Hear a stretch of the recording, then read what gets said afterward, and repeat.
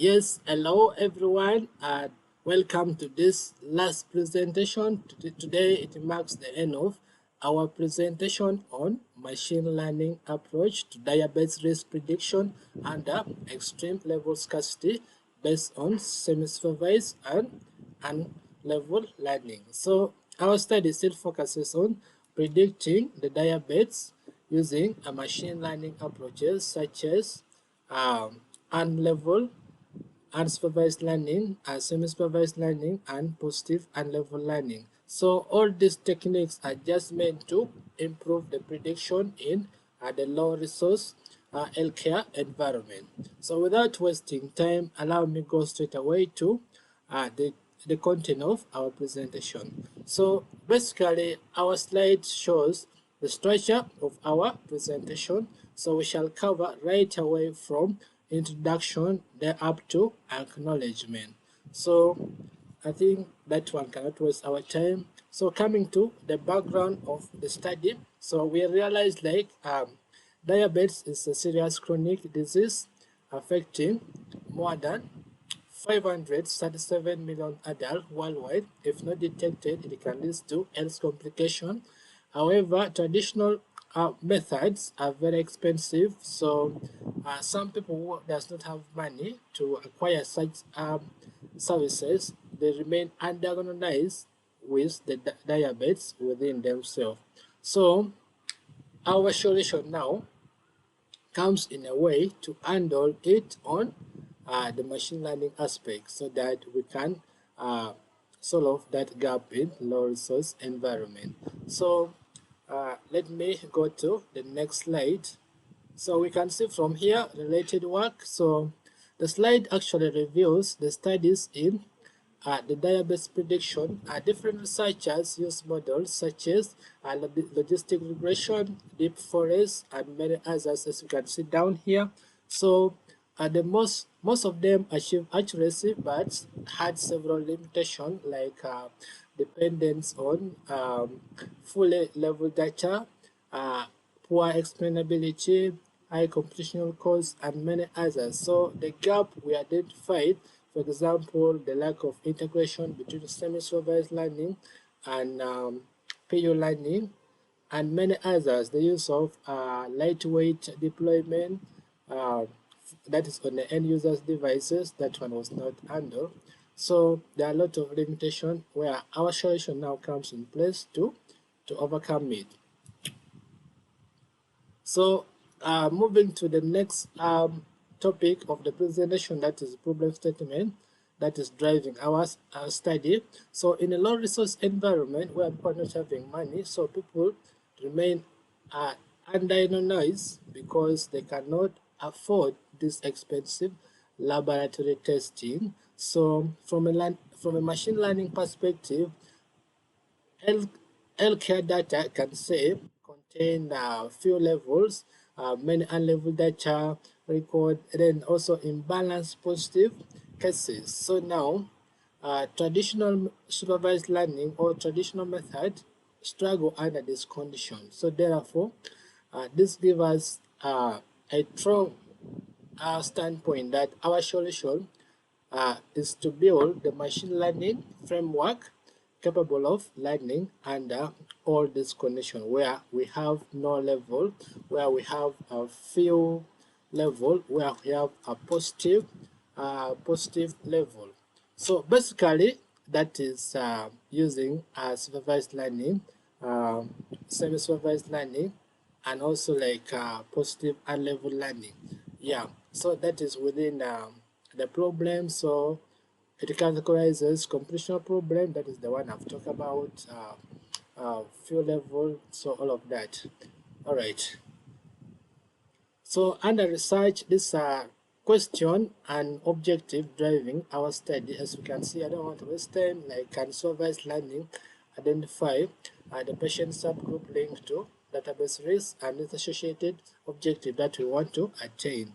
So research contribution. So the major contributions were a unified framework integrating supervised learning, semi-supervised learning, and PU integrating all these techniques. Then a successful detection of hidden pattern, that is using PU. Then also at the same time a deployment of lightweight HII as deployment system. So deploy a lightweight model on users and devices so that they can have access to prediction on on their convenient time before they can meet a medical personnel. They can get some insight of their status. So basically, we also have integration of explainable AI into our system so that can really tell us the most inflation our future within uh, uh, within these features that are really contributing a lot to the database risk. So basically, that is about our research contribution. So moving straight away to our methodology. So the slide summarizes methodology pipeline. So where we see from data loading, that is injecting into our environment, then data cleaning, that is processing, then we do a lot of model training, validation, and many hazards. So with ADA, that is now exploration, exploration of visualization. We can see the inside of the data where we come up with those histogram, those analytic vision. So modeling comes there. That is now where model tell us the inside of the data we have. Then evaluation tell us the prediction based on uh, um, the analysis carried out rather. So we apply different machine learning paradigms and compare their performance. That is now before prediction kickoff. Then now within dataset description, so the dataset contain patient info, that is the age, gender, and the class distribution, the positive and the negative with their associated percentage. You can see that 60%, 40%. So the data was prepared and clean and clean. The data was actually prepared, clean analytics, and the model training. Now we perform it on the clean data. So our data set, we realized we didn't have any missing value. We had actually all the data. It was just um, cleaning so that we really have all the categorical data that we want to perform. Fine. So without wasting time, this now under ADA exploration, that is univariate analysis. And so in this one, so we perform a univariate analysis to study individual feature distribution. We analyze age distribution, symptom frequencies, class distribution. So this is actually just to help us understand the pattern and to understand the pattern and detect the imbalance in our data set. So let me see another one. We came to bivariant analysis. So under bivariant analysis, we examine actually the relationship between two variables at a time to identify the correlation between and also the database outcome between the variable. So that is under bivariant. Then now uh, pair plotting, that is just to identify the 5 influential features that is influencing the the database prediction. So we realize like this is just to help us show future separability, correlation trend, and also at the same time help us identify the positive clustering behavior, like maybe the most similarity in the features. Yeah, so that is now under this ADA exploration. Yeah, so under age distribution, we can see now we analyze age distribution across the gender. We analyze age distribution across the gender, where we see a different age group, male and female patient. So that we can see now the variation of diabetes in between the two. Yeah. yeah, which gender has the higher risk to diabetes. Yes. um, so that coming to the model architecture, so in we use actually the k-mean, uh, where we process the input, this distance competition, classifier assignment. Generally, the k-mean help us to group our data into subgroup, like we call it cluster. So in most cases, for example, if we have patient A and B, so we identify the most common feature that we can uh, categorize, so that we identify the similarity. We can find now AB, the feature can be now maybe like glucose level. So we've seen uh, uh, that patient A with glucose level higher than that of B at the age of 65, at the same time we find like maybe patient B is at the age of 30. So we can really see the similarity in between, and also see other characteristics, so that we can make the key insight come out that is within the k-mean. So the future, we start by injecting the future, then we perform calculation between I'm forgetting that we perform calculation between the data points, the nearest data points, and also at the same time the cluster centroid. And now that is now when we can now recalculate the position of the cluster, so that we can determine the similarity between the features. Yes, well, that is basically the k-mean clustering. So we come to um, model architecture. So under model architecture, we can see that we are having that is a random forest. Come on, I'll stop on it again, back again. We are having random forest, that is which is an assembling learning. Let me correct this. It is an ensemble learning approach where multiple tree train on bootstrap. Yeah, where we have multiple decision tree train on bootstrap sample. So it implies that each tree gives us a prediction based on the train, how it was trained on the previous sample, bootstrap sample. So therefore, the final prediction now is determined by the majority voting. So the advantage of random forest is actually to improve accuracy, and also reduce that overfitting. Yeah, so we move straight away to level spreading architecture.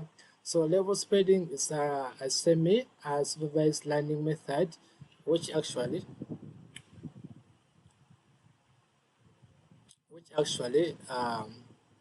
construct similarity graph, then connect to nearest neighbor. So it propagates levels from level to unknown level. So basically, the advantage of this architecture in this flow, in this pipeline, is actually to help us learn effectively even when we have limited level data. So basically, that is it. Then we come to PU learning. Basically, now when it comes to PU learning, instead of now instead of requiring the positive sample and unlevel negative sample, what we actually do instead, we use only positive sample, so that the remaining data we keep them as unleveled.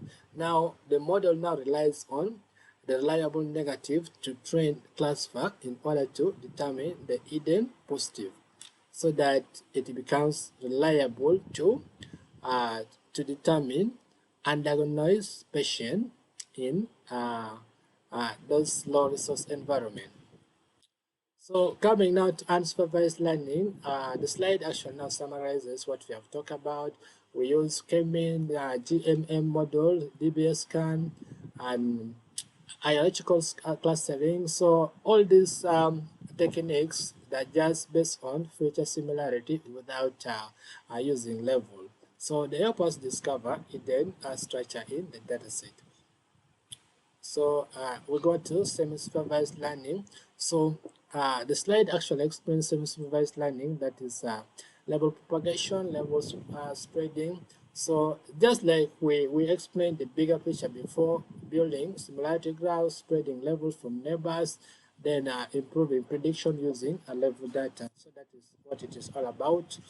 Then coming to positive and level learning, that is what we talk about. So we implemented two-step, that is PU learning, PU bagging. So the PU bagging become our best performing model. So uh, that is it.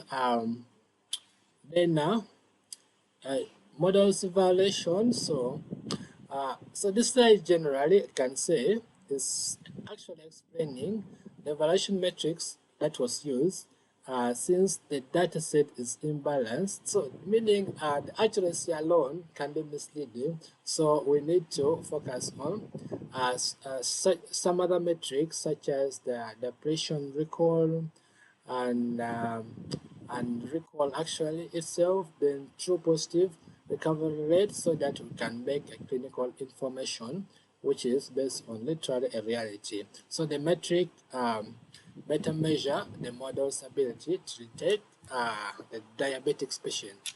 Yeah, so that is under evaluation metrics. So coming now to the result you can see from here. From unsupervised learning previously. So the clustering algorithm identified the meaningful patient group, zero performance, and though the performance was slightly lower than supervised method, as we can see from here, because levels were unavailable. That is the reason why they were very, very low. So those PU what those previous method before we are trying to literally identify them. Those came in, we talk about, so that's why, because they were not available. That is why we're seeing those variation. DB scan is having a 0.3 actually tried. Alright, so that is under. We move to unsupervised learning, we continue from there. So it's just what I said about the performance within unsupervised learning. So it continue explain and compare cluster quality across the method using the metrics such as CentOS scores, as we can see from down here. Yeah, so that is it. Let me go to the next slide. So that is now result of semi-supervised learning and the result of semi-supervised learning. So we can see now um, semi-supervised learning outperform supervised learning when level were limited. So we can see now at 10 level percent, semi-supervised achieve 84%, and also uh, at 70, and also achieve 73%, that is supervised learning. So this demonstrates the importance of leveraging and level data within our study or our research. So then the PU learning, we can see evaluation of PU. So we can see now 92% of accuracy, that is the PU bagging. That is now 92% of accuracy, that is the PU bagging, then 94% in determining the hidden positive accuracy rate. So this confirms that the PU is highly effective for identifying undiagnosed patient, the patient that are not yet detected on testing. So we come to our comparative analysis. So the slide actually compares the learning paradigms. That is now comparison shows semi-supervised learning improve performance under limited level. As we can see the values down, how it performed. Then that the PU bagging achieved the overall best performance in determining the hidden positive. So therefore, the PU was the best effective approach for hidden positive detection. As you can see from performance here, by 92% accuracy. We can see 0.92, that's 92% if convert. So we come to the model evaluation. So it is summarized our model evaluation is summarized here. As you can see, the performance basically down here is almost what we talked about before. So, unexplainable AI. So, the slide actually tells us how explainable AI was used for model editing. So, we applied feature importation, sharps analysis, graph-based uh, interpretation. So this one help us to test those features, which one has the most influential aspect in the database, in diabetes risk detection. So we see like Floria comes in, Prudentia comes in, Baseline weight loss comes in, and the weakness. So these were most influential features in the diabetes prediction. Then now the model compression, we can see now the slide explains us the compression using the knowledge distillation. So where a teacher model train a smaller models. So basically, as we can see from the diagram, the teacher model size was 127 KB. Then now it was reduced to student model that is just 2 KB. So meaning it achieved a very light model that's now like by 63.5 times the teacher, while preserving similar performance. So it is actually a light model that can be easily deployed, that can easily run effectively without any limitation. So deployment age. So actually now this our current slide now really present us the deployed diabetes prediction system, how it works. So it works by user enter symptom and then age, those age, maybe gender, those MBI, that's like the input. Then now the model processes the data and return the risk probability rather, risk probability recommendation, and also the risk band telling us in percentage. So basically that is it, and I don't want to waste time there. So teacher versus student, that's what we talk about in the distillation, cell distillation process, where teacher train uh, the less performing model, that's like a student in hours who are using label spreading to be our student. So that is it. So basically the key benefit of this distillation, the faster prediction because we're using the lighter model.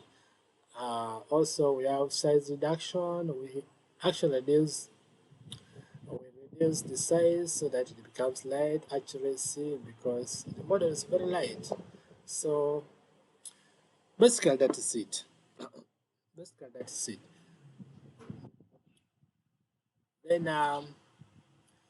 under machine learning operations, so we can see now the workflow start by uh, this is like the pipeline that we actually use. It starts by the data input, pre-processing, prediction engine, up to the user interface, as you can see down there. So that is now the pipeline our model operation does. So the deployment support actually the offline interfaces because this light model, we have made it the way it can run offline on an application which is running it. So the limitation of the study, so uh, we have a small data set, which was one of the limitations that we used, the missing clinical features. So all features were not inclusive, so it was not a combined features. Maybe we had actually excluded other features because it was not in the data set. So then class imbalance, so positive and those negative uh, sample were not that balanced, so that was one of the challenges that we actually had. So we have model limitation, the PU learning fixed by, yeah, so that's model limitation.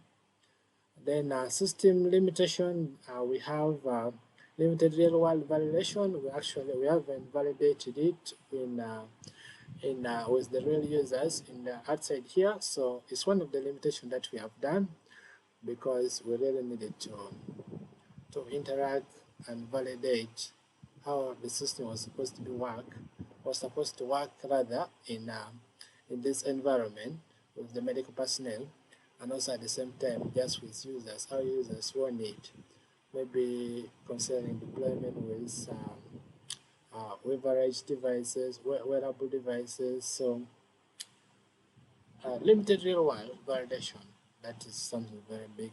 That's a limitation. So no hospital integration. We haven't integrated with any medical system. So it's one of the techniques. Then require further scalability testing. We will need to test further, so that not just within one person but many people, so that we can see whether it can handle many people. So conclusion, generally in conclusion, I can say that semi-supervised learning improve prediction under level scarcity. PU learning successfully detect the hidden pattern. Then in diabetic patient, then the lightweight deployment, just to give a good usability to the end users with their end devices. Then coming to future work, we hope to integrate deep learning architecture in our pipeline. So we also hope to use large African dataset, because currently we're using the Indian dataset. So we want to tell something to our continent base, so that we can have a meaningful inside the world. So then integrate wearable devices like watches, so that it becomes if somebody puts on it, it's very easy to even detect the one that can run human temperature. Yeah. Then conducting clinical trials, maybe extending this trial to this real world clinic outside, and we see associated benefit. Then references, so this contain our academic references and research papers that guided us in this study and model deployment. Um, um, then we would actually love to thank our supervisor, that is Mr. Galewanga Marvin. Thank you so much. Then our instructor also, Madam Dr. Empress, and also some other team within the board of Makerere University that help us through this work till the end of today. We actually appreciate you all for that support during this research project. Yes. So that marks the end. I would love to thank you all for listening to this presentation, and we come back again, and we actually will come back in. We welcome you back with question in the comment section now.